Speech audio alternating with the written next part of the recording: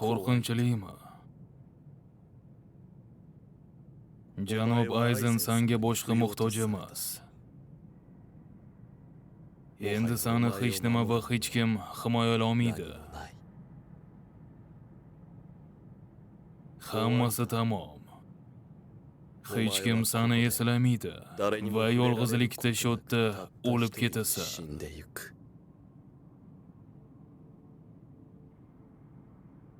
Qo'rqyapsanmi deb so'radim.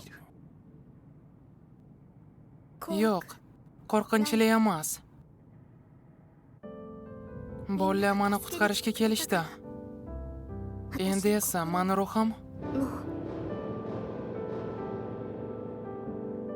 ularni tuyg'ularini his etyapti. Ahmoqlik.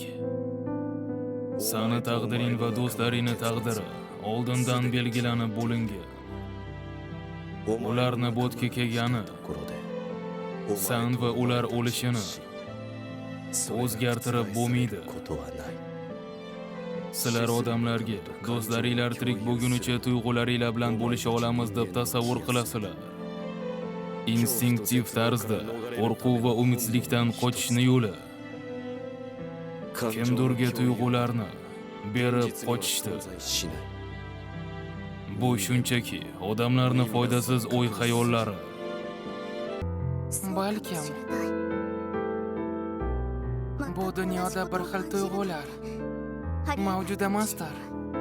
Biroq kimdirni qadrlasang, bir-biringlarni ruhiylar biroz yaqin bo'ladi.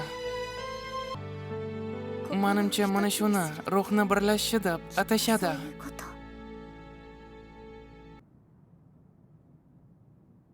Ruh nima o'zi? Yuragini ikkiga bo'lsa, u ko'rinadimi? Boshingni yorsam-chi, ichida bo'ladimi?